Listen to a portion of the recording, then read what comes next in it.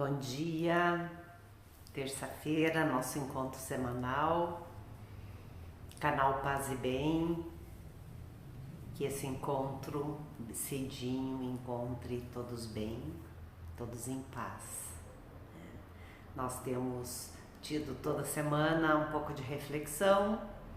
Na semana passada e na outra a gente falou sobre que motivos levam cada um de nós a buscar uma prática espiritual, né? O que nos leva a fazer essa escolha, aquela escolha, e independente disso, o que está por trás, qual é a nossa motivação, qual é a nossa necessidade, né? E na nossa prática do Zen Budismo, eu sou a monja Kokai, né?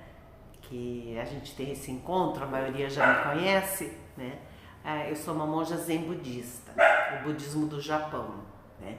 E o budismo Zen, tanto no Japão quanto na China, uma das principais práticas é a meditação. Em japonês se chama Zazen, né? Simplesmente sentar. A gente aqui no Ocidente está acostumado a pensar a meditação como fazer reflexões a respeito de. O Zazen não é para fazer nenhuma reflexão, muito pelo contrário, é um momento para a gente procurar deixar os pensamentos passarem. A nossa mente, uma das funções da nossa mente é pensar, né? Se a gente prestar atenção aos nossos pensamentos, sempre tem algum pensamento, né, acontecendo. E a orientação durante o Zazen não é o Zazen, a meditação, ela não é para fazer reflexões, ficar pensando. A Mina está conversando com os vizinhos. O Zazen, a meditação Zen, não tem como propósito fazer reflexões. Não que a gente não possa de vez em quando ter os insights, assim, né? Porque a gente tem aquele pensamento flutuante, mas a orientação que se tem não se apegue a nenhum desses pensamentos, porque se a gente fica apegado, aquele pensamento fica rendendo, a gente fica montando uma história, a gente vai, sabe-se lá para onde, para o passado, para o futuro. No passado a gente fica despertando uma série de sentimentos, nostalgia, saudade, arrependimento, né? Saudosismo, né? E no futuro a gente fica ansiosa, porque na verdade, por mais que a gente faça projetos, prospecte o nosso futuro, né? Procure controlar causas e condições para que tudo seja conforme os nossos desejos, né? Na verdade a gente é tudo muito incerto, né? A gente não sabe se realmente tudo isso vai se concretizar, até porque a gente interdepende de tudo e de todos, né? Então tudo o que nos acontece, o que acontece com os teus, os nossos, né? São resultado de inúmeras relações. É como se fosse uma rede, né? Que cada pontinho da rede compõe um encontro. E quando a gente mexe numa partezinha dessa rede, vai reverberar e repercutir em toda a rede, né?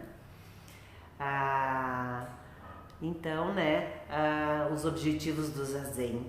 Eu estou falando um pouquinho sobre o Zazen, porque o texto que eu vou compartilhar hoje com você, escrito por Shundo Aoyama Roshi, essa grande mestra, que é a abadesa do Mosteiro Feminino de Nagoya, ela nos fala sobre uma crônica que ela escreveu que tem o título de Zazen não serve para nada. Então vamos ver o que ela fala a respeito disso. Cheguei a Kyoto no entardecer do dia 29 de fevereiro de 1966. Essa monja tem 90 e poucos anos, 92, 93 anos, né? Chovia. Eu usava guetas gastas e não tinha guarda-chuva. Vamos ver o que é guetas. Guetas. Guetas, lê-se guetas, sandálias de plataforma de madeira com 2 suportes transversais, originários do uso nas plantações desde 300 anos antes de Cristo. Então é um tamanquinho, né? Lembra dos nossos tamancos? Quem é de origem alemã vai lembrar os tamancos, era uma plataforma de madeira e revestido com couro, né? Esse era o tamanco, né? Então, guetas aí tem sido tradicionalmente usada pelos monges e monjas. Nesse caso, a tira que prende entre os dedos é branca. A de leigos usualmente é preta ou colorida. Muito bem, né?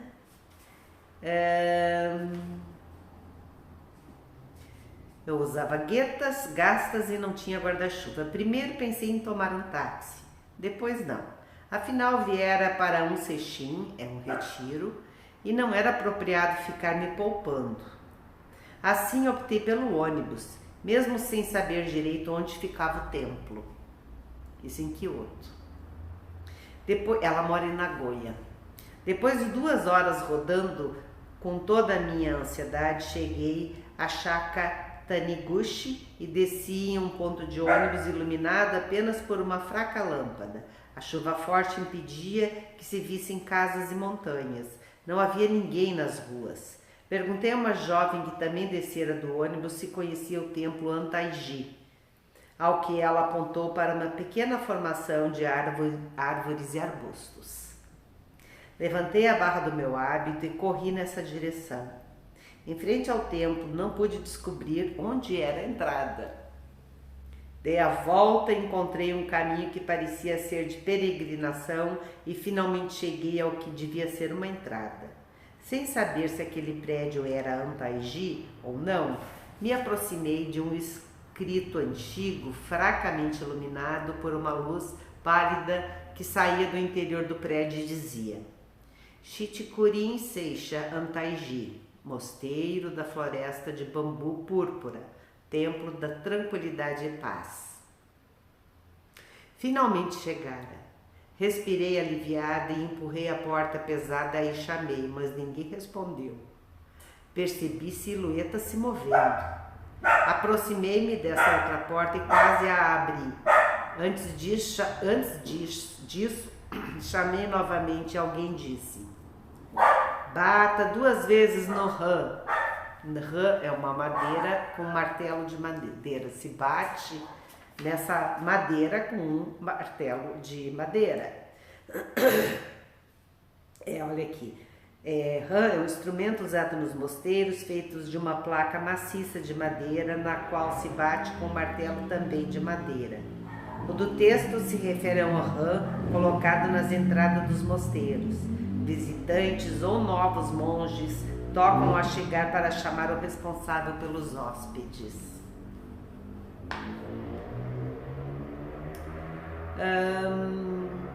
Ainda bem que não a abrira. Mais tarde fiquei sabendo que era a sala de banho dos monges em treinamento. Onde estaria o rã? Não havia nenhuma luz na entrada.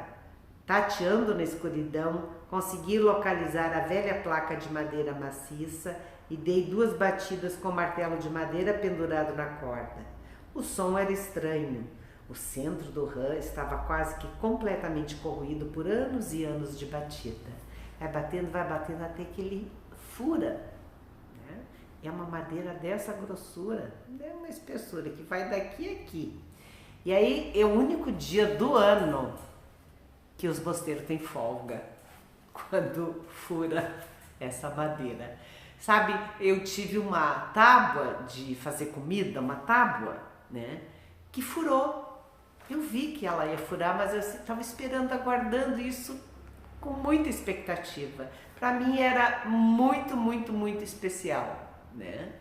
E até hoje eu lamento, porque eu dei para uma praticante artesã, para ela fazer um artesanato, porque eu queria pendurar essa tábua como uma relíquia, né? E ela se mudou, ela teve que se mudar e foi. Sabe como é que é a mudança, né? Algumas coisas ficam para trás. a tábua ficou para trás, ela nunca mais achou, né? Logo surgiu um Sui é um praticante mais novo que está ali, né? Seguido de Kosho Ushiyan Maroshi, que me cumprimentou amavelmente. Que bom que você veio, reverenda Aoma. Não faça cerimônia, pode tirar o hábito de cima e ficar mais confortável. Suas boas-vindas, sem formalidades, dispensando os cumprimentos, reverências e incensos, me fizeram muito bem. Eu o segui até a sala do mestre para receber as instruções do Sesshin, que começava no dia seguinte.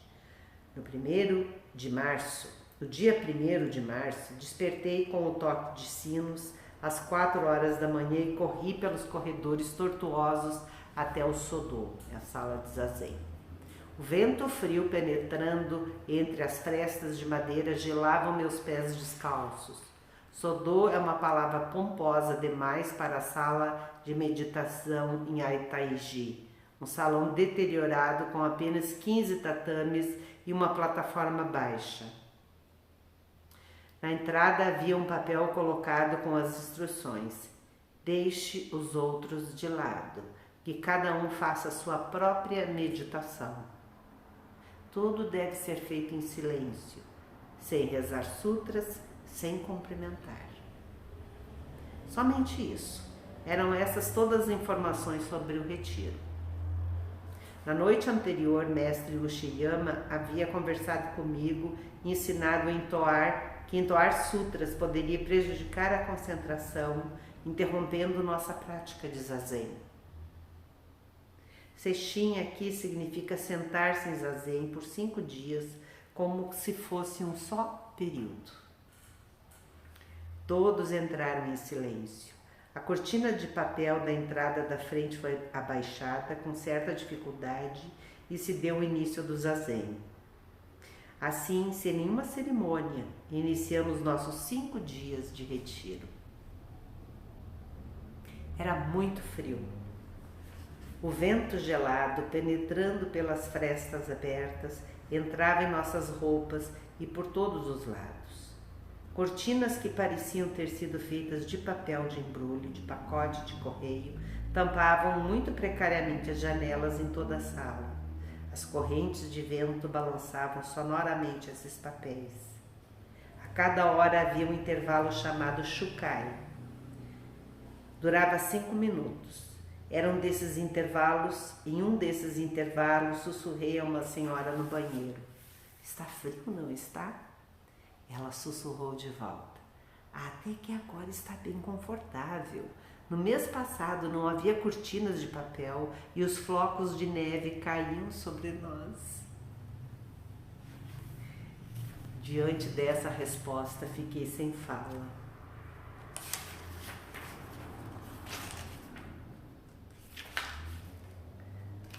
Opa! Esse texto é muito extenso.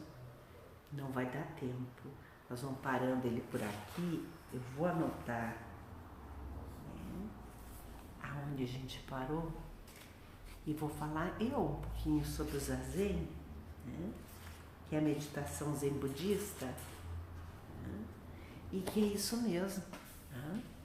A gente senta em silêncio, costuma ser um período de 30 ou 40 minutos, se faz aí mais 10 minutos de meditação caminhando, então é intercalado, meditação sentada com meditação caminhando, geralmente sessões no máximo 3, tipo 30, 10, 30 ou 40, 10, 40, né? Isso nos retiros, né?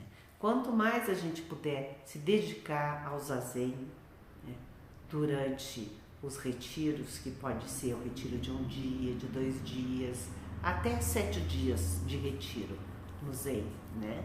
Quanto mais pudermos nos dedicar para o zazen, melhor. O primeiro e o segundo dia é mais difícil. O terceiro dia ali começa a virar, né?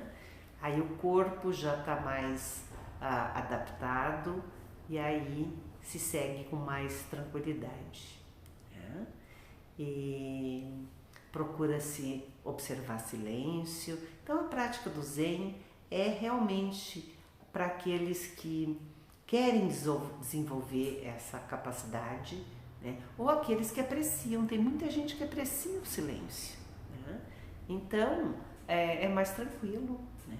Porque é o instrumento que se tem ao nosso alcance para realmente conseguir, né, ampliar nossa consciência. Com isso, acalmar nossa mente, né, ter uma mente menos confusa, com mais paz, com mais serenidade. Percebam que tudo inicia e tudo termina na nossa mente, né? Nós vamos ficando por aqui hoje, nós vamos retomar esse texto e falar mais sobre Zazen semana que vem. Até! Paz e bem!